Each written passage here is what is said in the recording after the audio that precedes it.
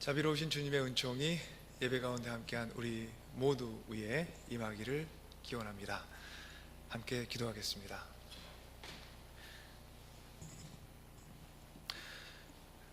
은혜로우신 주님, 자비로우신 주님의 손으로 늘 염려에서 벗어나지 못하고 두려움과 걱정에 매여 살아가는 저희 모두를 붙들어 주시옵소서. 우리를 붙들어 주사 일용할 양식을 채워주시는 주님의 은혜에 늘 감사하며 살아가게 하시고, 일용할 양식조차 얻기 힘든 이들을 생각하며 마음 아파하고 그들을 위해 간구하는 은혜를 또한 저희 가운데 허락하여 주옵소서. 종교개혁이 있은 지 500년이 지난 것을 맞이하며 개혁의 정신을 영혼과 마음에 다시 한번 새겨보게 오늘 저희 모두를 도우셔서 주님의 나라를 열어가기 위해 힘쓰며 살아가는 저희 모두가 주님의 참 제자가 되는 길을 성실히 함께 걸어가게 하옵소서. 거짓과 불의가 위협하는 세상에 참 사랑과 진리의 등불을 밝히는 주님의 제자가 되기 우리 모두 간절히 소원합니다. 주여, 우리를 도와주옵소서. 죽어 있으면서 살아있는 흉내를 내는 교회가 아니라 참으로 살아있어서 살아 꿈틀거리는 그런 교회가 되게 하옵소서. 이 시간 주님의 말씀 앞에 머물며 우리의 살아가는 선자리를 살피고 나아갈 길을 분별하고자 합니다. 주님의 성령으로 우리의 마음과 우리의 영혼을 조명하여 주옵소서. 예수 그리스도 이름으로 주님께 기도 올립니다. 아멘.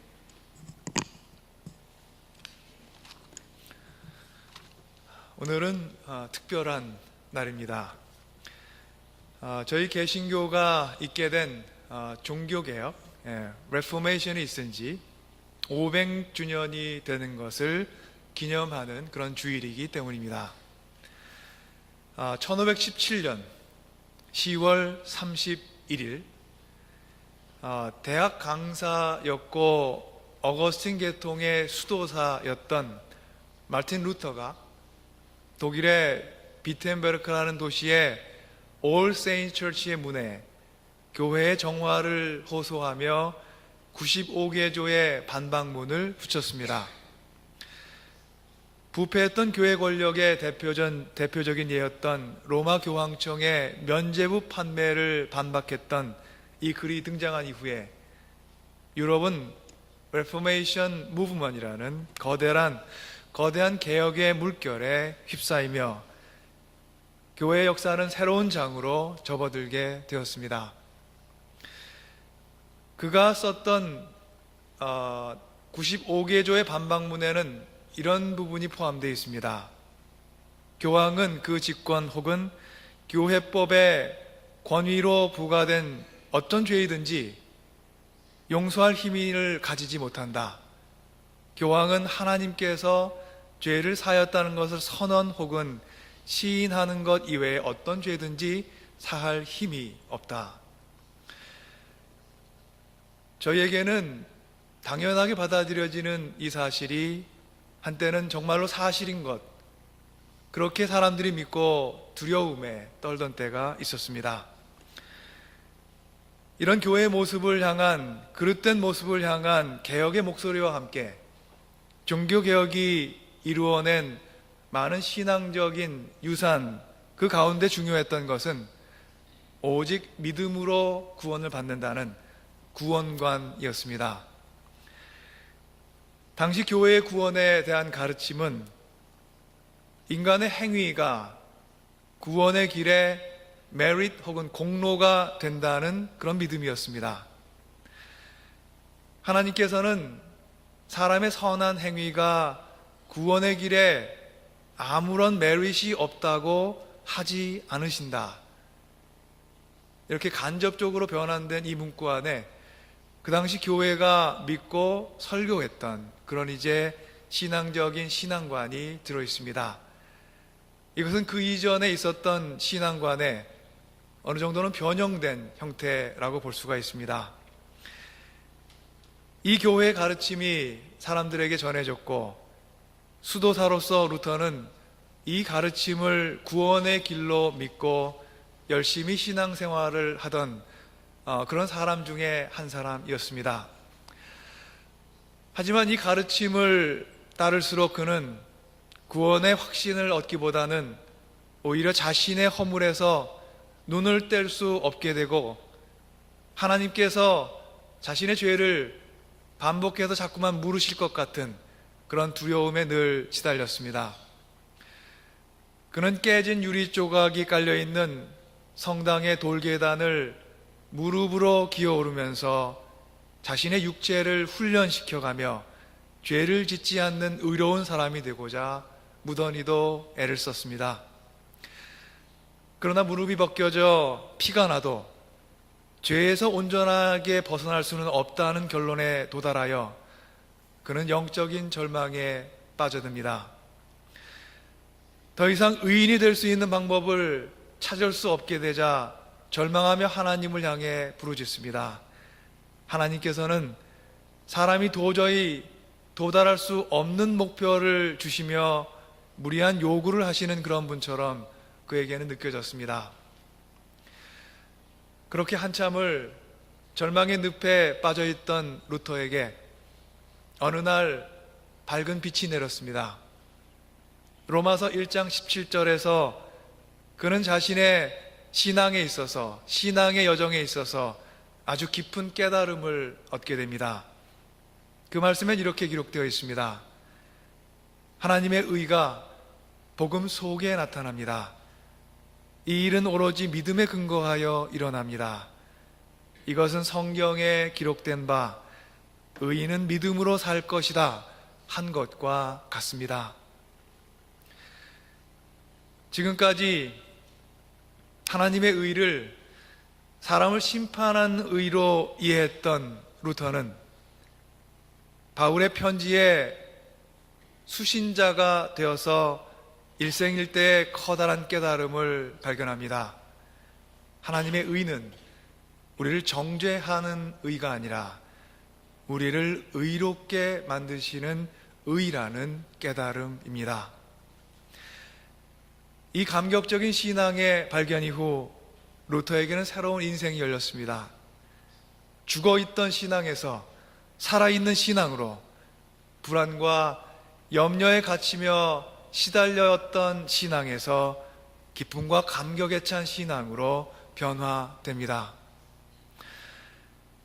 오늘 함께한 묵상에서 사도 바울이 로마 교회에 보낸 편지, 그 편지를 오늘 함께 저희가 읽었습니다. 루터가 얻었을 신앙의 감격과 위로와 소망을 저희가 마음에 한번 그려보면서 이 로마서에 기록된 이 메시지를 다시 한번 조용히 들어보겠습니다. 사도 바울이 로마 교회 그리고 우리에게 이 편지의 수신자가 될 것을 초대하고 있습니다. 율법의 행위로는 하나님 앞에서 의롭다고 인정받을 사람이 아무도 없습니다. 율법으로는 죄를 인식할 뿐입니다. 모든 사람이 죄를 범하였습니다. 그래서 사람은 하나님의 영광에 못 미치는 처지에 놓여 있습니다. 그러나 사람은 그리스도 예수 안에서 얻는 구원으로 말미암아 하나님의 은혜로 값없이 의롭다는 선고를 받습니다. 사람이 자랑할 것이 어디에 있습니까? 전혀 없습니다. 무슨 법으로 의롭게 됩니까? 행위의 법으로 됩니까? 아닙니다. 믿음의 법으로 됩니다. 사람이 율법의 행위와는 상관없이 믿음으로 의롭다고 인정받는다고 우리는 생각합니다. 율법 또는 행위가 아니라 그리스도를 향한 믿음 안에서 우리가 얻는 하나님의 은혜로 우리는 값없이 의로움을 얻게 된다는 사도 바울의 편지가 루터의 눈을 뜨게 했고, 루터의 깨달음은 교회 개혁을 염원하는 모든 이들의 깨달음이 되어 유럽 전역을 물들였습니다. 그리고 마침내 개신교라는 새로운 교회의 역사가 시작되었습니다. 오늘은 그 개혁의 외침이 500년이 되었음을 기념하는 날입니다. 종교개혁의 싱싱하고 매서운 외침이 500년이 지난 지금 그리스도의 몸된 교회로 태어난 개신교가 과연 종교개혁의 정신을 여전히 건강하게 계승하며 살아가고 있는지를 묻는 것은 더없이 의미 있는 것입니다. 종교개혁의 근거를 마련해 주었던 독일의 교회였던 루터교. 하지만 슬프게도 독일의 교회는 20세기에 들어서면서 지울 수 없는 부끄러운 역사를 맞이하고 말았습니다.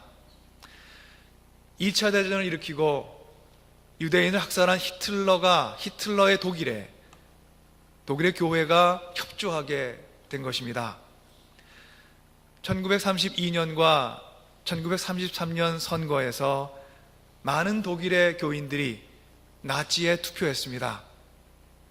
종교개혁 때 개혁과 변화의 중심에 서 있었던 그 바로 독일의 교회가 학살과 폭력의 역사에 가담하게 되었고, 그리고 그 중심에 서게 되었던 것입니다. 이러한 슬픈 교회의 모습, 그리고 신앙의 위기 속에서 독일의 기독교회는 히틀러의 나치즘에, 그리고 그에 동조하는 교회에 반대하는 고백교회 Confessing Church 운동이 일어났습니다. 종교개혁의 파운데이션 시효가 되었던 종교개혁의 정신, Reformation Spirit이 히틀러의 나치즘에 사장되지 않았다는 것은 참으로 다행스러운 일입니다. 고백교회 운동을 이끈 사람들은 예수 그리스도께만 복종하는 것이 그리스도인의 도리라고 선언하며 히틀러에 대한 불복종을 선언했습니다. 이 고백교회에 참여했던 사람 중에 저에게도 많이 알려진 디트리히 본헤퍼 목사가 있습니다. 독일교회 루터교의 목회자로, 그리고 21살의 나이에 베를린 대학에서 신학 박사 학위를 받았던 천재적인 신학자, 그리고 열정적인 목회자였던 본헤퍼는 히틀러의 통치기에 그 폭정에 반대하는 고백교회 모임을 주도했던 한 인물 중에 하나였습니다. 그는 히틀러 암살에 동조했다는 명목으로 게슈타포에 체포되어서 1945년 2차 세계대전이 끝나기 한 달 전에 플로센부르크 수용소에서 처형당합니다. 그때 그의 나이가 39세였습니다. 독일 전체가 히틀러의 선동에 휩쓸려 갔을 때 바른 정신과 신앙적인 양심, 그리고 진리의 마음을 지키며 그릇된 종교적 신념이 가져온 흉악한 범죄에 대항했던 한 사람의 신앙인이었고 한 사람의 개신교인이었습니다. 이렇게 복음의 사회적 의미를 드러내며 세상의 불의에 항거한 본헤퍼는 독일 교회에 흘렀던 개혁의 정신, 종교개혁의 정신을 계승했던 한 사람의 그리스도인이었습니다. 위험을 피하지 않고 죽음의 위기에도 불의와 폭력에 저항했던 본헤퍼는 누구보다도 자기 반성과 신앙의 성장에 힘썼던 신실한 크리스찬이었고 진실한 개신교인이었습니다. 그의 삶은 그리스도와의 진실된 사귐이라는 말로 요약될 수가 있습니다. 그가 히틀러에 항거하게 되었던 것도, 독창적인 사고로 당시에 독일뿐 아니라 세계 신학계에 신선한 자극을 주었던 것도, 그가 매일매일 철저하게 그리스도의 만남을 게을리하지 않는 한 사람의 성실한 신앙인이었기 때문에 가능한 일이었습니다. 그의 신앙은 언제나 살아있었고 그의 삶은 살아있는 신앙을 따라 움직였습니다. 그는 감옥에 갇혔을 때 사도 바울과 같은 아름다운 신앙의 편지들을 우리들에게 동료 기독교인 그리고 후세 기독교인들에게 남겨줍니다. 그의 편지를 모은 책 옥중서신은 오늘날 현대 기독교인들에게 아마 가장 넓게 익히는 기독교 고전 중에 하나가 아닌가 그런 생각을 합니다. 그 서신에 포함된 유명한 신앙시 한 편이 있습니다. 나는 누구인가? Who am I? 라는 시입니다. 예전에 집에서 이제 저희 아버님이 신학교 다니셨을 때 공부하던 책을 이렇게 제가 볼 때가 있었는데 그 중에 옥중서신이 있었어요. 그리고 그 앞에 이름을 쓰고 나는 누구인가라는 꽤 긴 이 장문의 시, 이 신앙시를 앞에다가 이렇게 기록해 놓으면서 특별히 그 부분에 포커스를 아버님께서 하셨다는 걸 제가 알게 되었던 때가 있습니다. 한참 전인데요. 제가 대학교 다닐 때니까. 그때 이 시를 보면서 저도 감동을 얻었고 또 아버지도 이 신앙시를 읽으면서 같은 감동을 느끼셨나 보다. 예, 그런 이제 부분을 발견하면서 그때 제게도 이제 기뻤던 적이 있는데 제게 오랜 동안 마음속에 간직되며 틈틈이 저 자신 그리고 하나님과의 관계 그리고 신앙인으로서의 삶 이런 부분을 반성하고 반추하게 도와줬던 그런 신앙시입니다. 신앙시 전편이 좀 깁니다. 편안한 마음을 가지시고 오늘의 묵상으로 삼으시면서 조용히 눈을 감으셔도 좋고요. 이 시를 읽어드릴 텐데 조용히 어떤 마음으로 기록된 시인지 그리고 그가 어떻게 그 시대를 살았는지를 저희가 엿볼 수 있는, 그래서 우리에게는 하나의 거울이 될 수 있는 그런 시 같습니다. 제가 읽겠습니다. 그리고 여러분들은 조용히 묵상하시기 바랍니다. 나는 누구인가? 남들은 가끔 나더러 말하기를 감방에서 나오는 나의 모습이 어찌 침착하고 명랑 확고한지 마치 자기 성에서 나오는 영주 같다는데, 나는 누구인가? 남들은 가끔 나더러 말하기를 감시원과 말하는 나의 모습이 어찌 자유롭고 친절 분명한지 마치 내가 그들의 상전 같다는데, 나는 누구인가? 남들은 또 나에게 말하기를 불행한 하루를 지내는 나의 모습이 어찌 평온하게 웃으며 당당한지 마치 승리만을 아는 투사 같다는데, 남의 말에 내가 참인가? 나 스스로 아는 내가 참 나인가? 새장에 든 새처럼 불안하고 그립고 약한 나, 목을 졸린 사람처럼 살고 싶어 몸부림치는 나, 색과 꽃과 새소리에 굶주리고 좋은 말, 따뜻한 말, 그리고 말동무에 목말라 하고 방종과 사소한 굴욕에도 떨며 참지 못하고 석방의 날을 안타깝게 기다리다 지친 나, 친구의 신변을 염려하다 지쳤다. 이제는 기도에도 생각과 일에도 지쳐 공허하게 된 나다. 이별에도 지쳤다. 이것이 내가 아닌가? 나는 누구인가? 이 둘 중 어느 것이 나냐? 오늘은 이 사람이고 내일은 저 사람인가? 이 둘이 동시에 나인가? 남 앞에선 허세, 자신 앞에선 한없이 불쌍하고 약한 나인가? 이미 결정된 승리 앞에서 무질서에 떠는 패잔병에 비교할 것인가? 나는 누구인가? 이 고독한 물음은 나를 끝없이 비웃는다. 내가 어떤 사람이건 하나님, 나를 아시는 이는 오직 당신뿐. 나는 당신의 것입니다. 이 글을 통해 우리는 그의 신앙이 어떻게 그의 삶 안에서 살아 움직였는지, 그리고 어떻게 그가 죽음을 앞에 둔 그런 어떤 공포에도 그 어떤 두려움에도 굴하지 않는 투사가 될 수 있었는지를 알 수가 있습니다.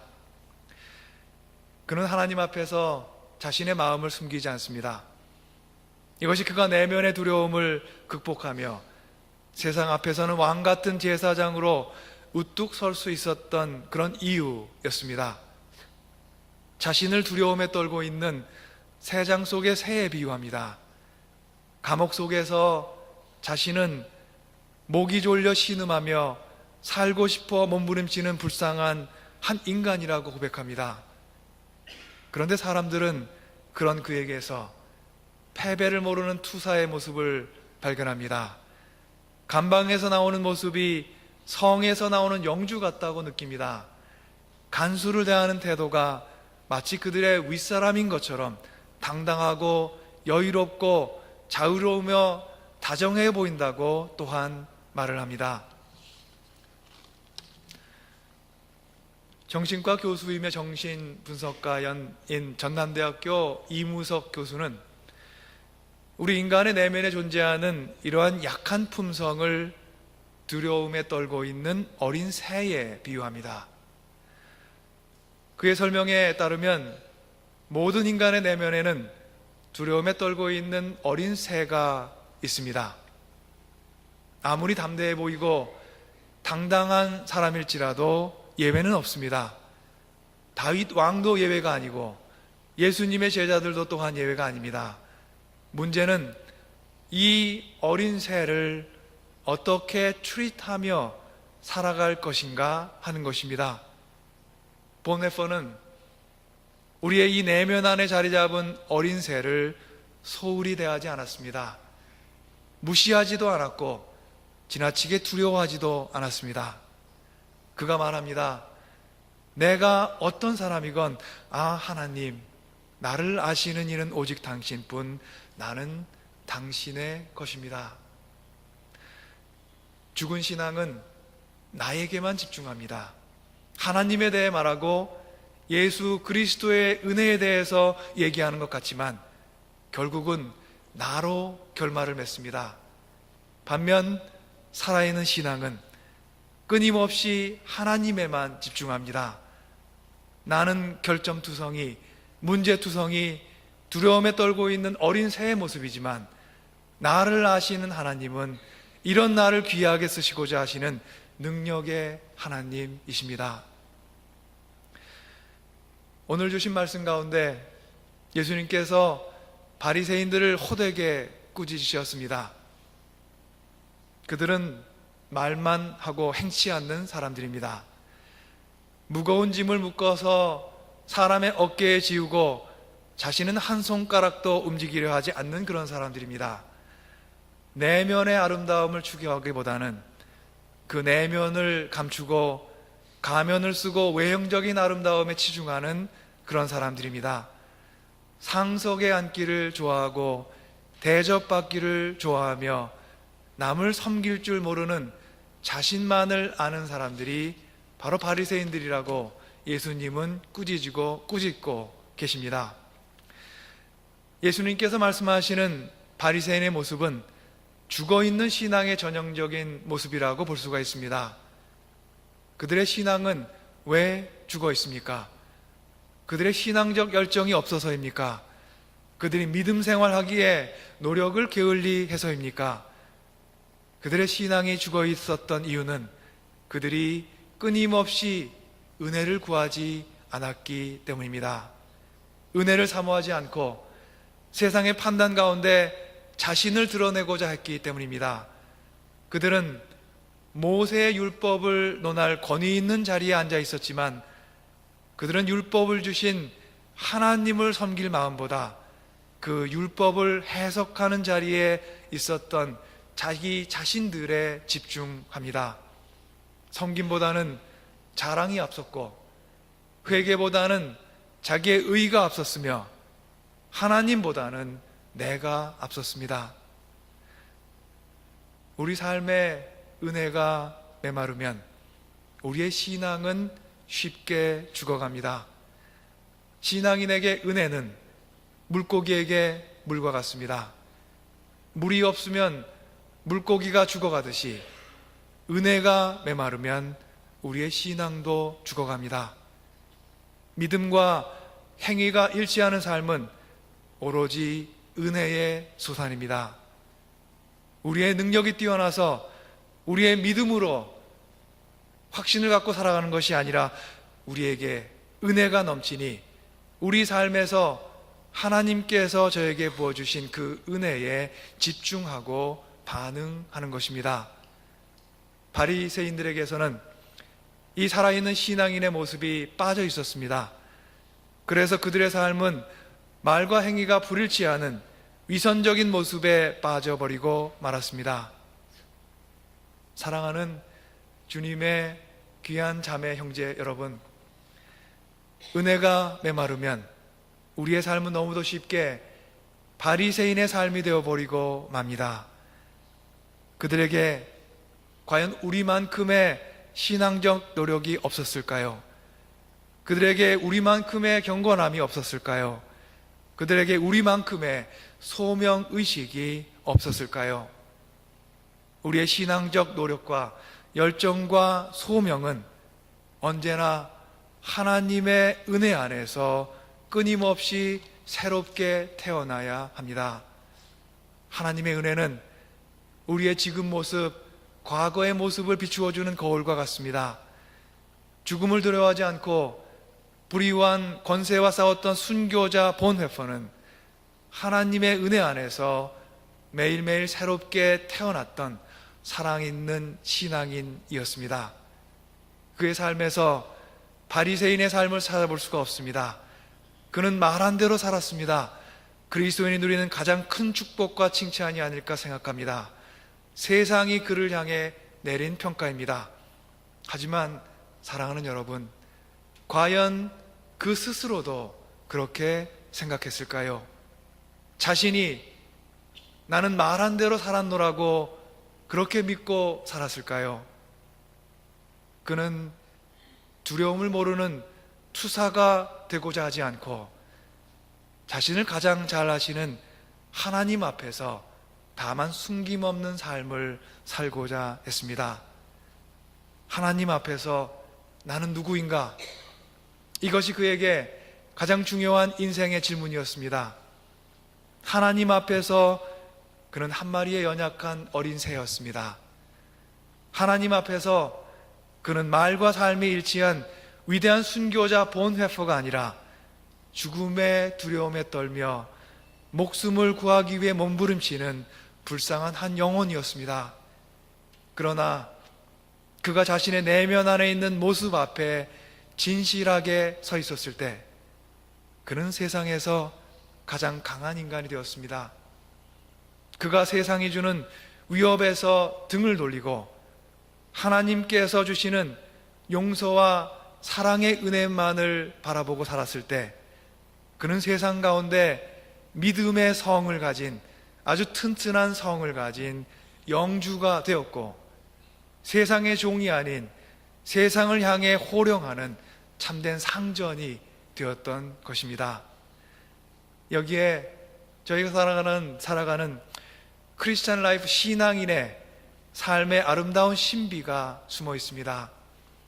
말과 행위가 일치되고 믿음과 삶의 조화를 이루는 살아있는 신앙의 비결이 바로 여기에 있는 것입니다. 예수님께서 우리에게 말씀하십니다. 너희 가운데에서 으뜸 가는 사람은 너희를 섬기는 사람이 되어야 한다. 자기를 높이는 사람은 낮아지고 자기를 낮추는 사람은 높아질 것이다. 하나님의 은혜 앞에서 한없이 자신을 낮춘 사람 본회퍼처럼 여러분 또한 은혜 앞에서 낮고 낮은 자가 되시기를 기원합니다. 오 하나님, 나를 아시는 이는 오직 당신뿐, 나는 온전히 당신의 것입니다. 이 고백 안에서 여러분께서 지금 하나님의 은혜를 발견하셨다면 그 고백의 주인 되시는 이는 바로 하나님이십니다. 여러분 고백의 주인 되시는 하나님께서 자기를 높이는 자는 낮추시고 자기를 낮추는 자는 높이실 것입니다.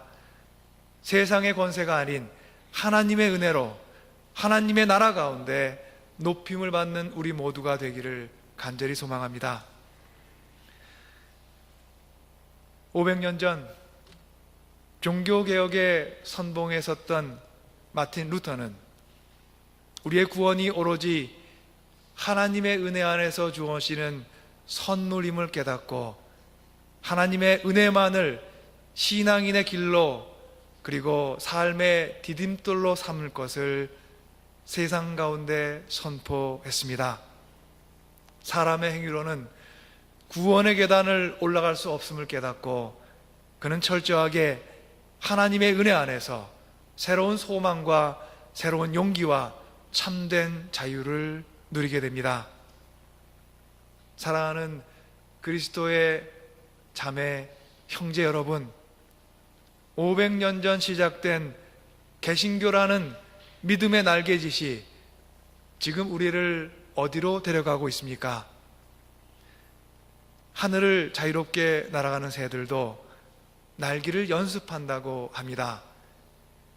사냥 연습을 위해 부리에 문 작은 돌멩이를 높은 곳에서 떨어뜨리고는 쏜달같이 날아내려서 그것을 낚아채는 새처럼, 또한 시행착오를 수없이 거듭하며 사냥 연습을 멈추지 않는 맹수들처럼 오늘 살아가는 기독교인들, 그 기독교인 우리 모두가 성도답게 하나님의 거룩한 백성답게 살기 위해서 우리는 과연 지금 어떤 연습을 멈추지 말아야 할까요?